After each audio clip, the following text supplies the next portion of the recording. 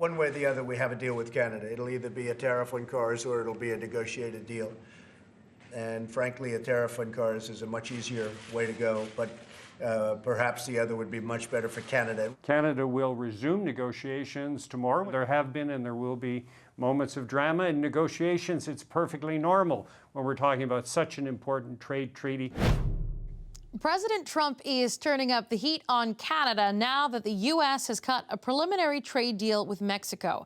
Mexican officials repeatedly stress they now want Canada brought back into the trilateral negotiations. But that wasn't clear from the rhetoric coming out of the Oval Office. So will Canada be looped in on a continent-wide deal when Chrystia Freeland arrives in Washington tomorrow?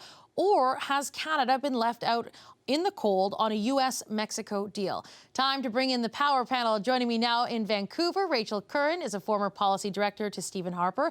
And in Toronto, Tim Murphy was chief of staff to Paul Martin, now with Macmillan LLP. And Peggy Nash is a former NDP MP and a visiting professor at Ryerson University. Tim, I'd like to start with you. Has Canada been left out in the cold on this one? I don't think so. I mean, these negotiations are always circuitous things, but at the end of the day, Canada maintained very good relationships with Mexico throughout the peace. I think you saw that reflected today in the comments from the President of Mexico and the combination of comments from the Foreign Ministry and the continuing emphasis on Canada being part of this deal. And I think practically that's the case. And when you actually look at the substance of some of the key issues that were dealt with in the the U.S.-Mexico discussions, frankly, end up in positions that I think take some of the sting out of the things that Canada had articulated as key concerns. We've got a 16-year deal with a 6-year review. Haven't been able to get much detail yet, but some compromise move on the dispute resolution process. And obviously, look, there's an argument that Canada will be a significant beneficiary of any move to have cars built in places where there are higher wages. So I think overall, we'll have to see how this goes, but I think there's lots of positives in this. Rachel, I want to ask you, is there an optics issue? Canada repeatedly said it was not at the NAFTA negotiating table for the last 5 weeks because the U.S. and Mexico were working out those bilateral issues. And it is very clear today with this announcement that those discussions went well beyond just issues that the U.S. and Mexico are dealing with. Is that an optics issue for Canada?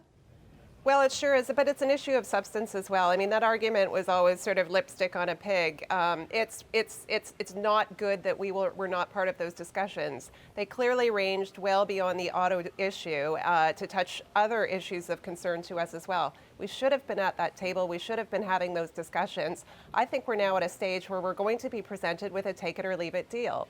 And the U.S. will come to us and say, here it is, you take it and you sign by the end of the week, or you're out and we're going to slap auto tariffs on you. So it's a terrible position to be in.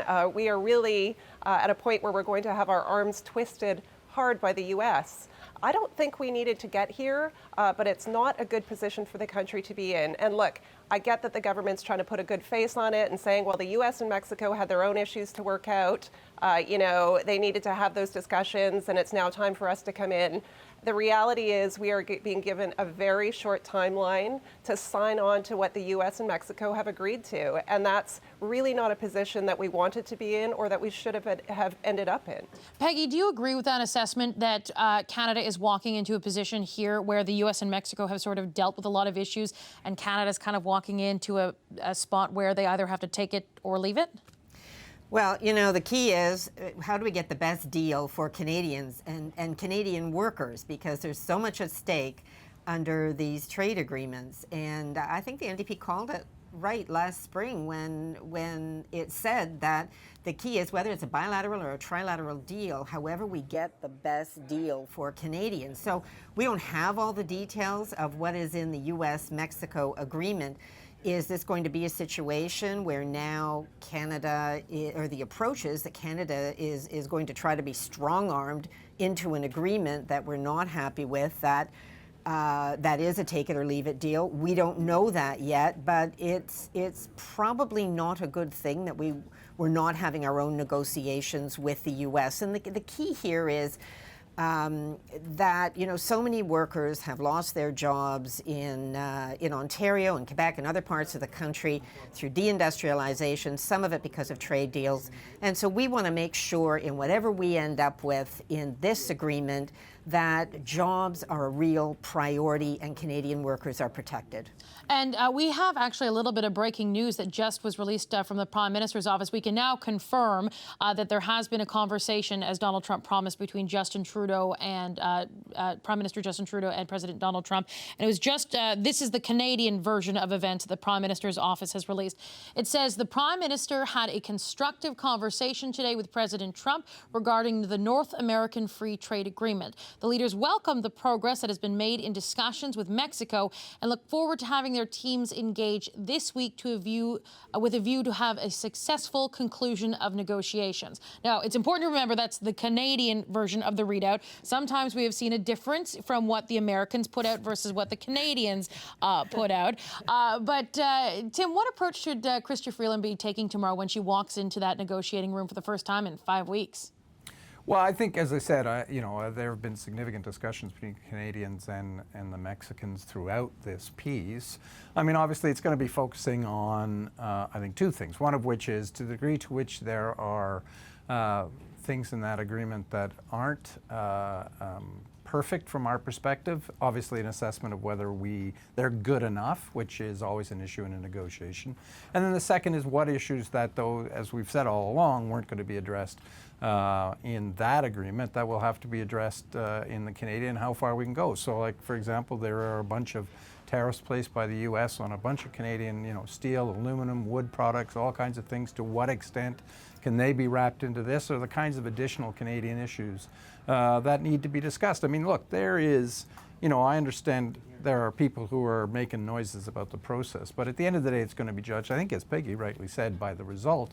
And some interesting things you saw, like, Canadian car industry share values go up, Canadian auto worker union presidents speaking about the positives about some of the impact of this on workers. So I think we need to be a little more cautious before we jump all over how horrible this is.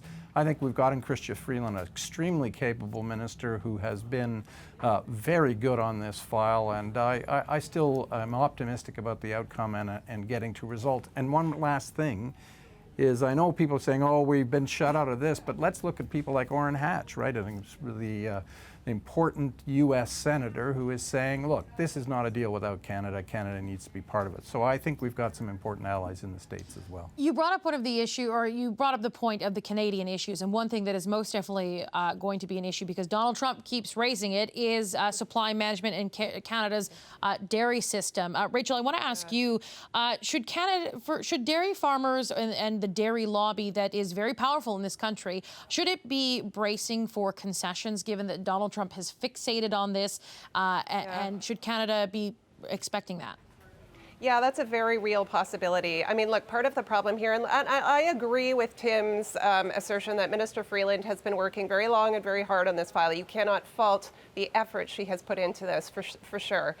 Part of the problem, though, is you can't outwork a bad strategy. So here we are in this position where we are likely going to be presented with a take-it-or-leave-it deal. And my fear is the U.S. may want to get this done quickly, which works to our advantage, but they may also want to take a pound of flesh out of Canada and make it as painful for us as possible to sign that deal, given that our relationship with them now is not, I would say, on the best of terms. And we saw the Mexican president this morning with President Trump intervening on our behalf to say, look, I hope you can sign with Canada too. And President Trump really dismissing that and saying, well, we might be able to conclude with Canada, but maybe not, and it would be just as easy to impose auto tariffs on them. That sounds to me like he's going to present us with a deal that requires significant concessions. Dairy, of course, has been his area of focus lately, and so I think we should be braced for an offer from the U.S. that requires significant concessions on supply management. And then the question for the Trudeau government is going to be, do they accept that, or do they say, nope, this doesn't work for Canada, and deal with the fallout from that? Peggy, I want to ask you some of the rhetoric we've heard from Donald Trump, not just today, sort of dismissive of, well, Canada can join, Canada doesn't have to join, they're going to have a deal with Mexico either way. Some of the rhetoric that we've heard from the U.S. has, Canada's faced threats about more tariffs. It's been very dismissive. Donald Trump has personally gone after Justin Trudeau. Is this all just a part of the negotiating strategy? Is this just strong-arm tactics from Donald Trump, or is there real concern here?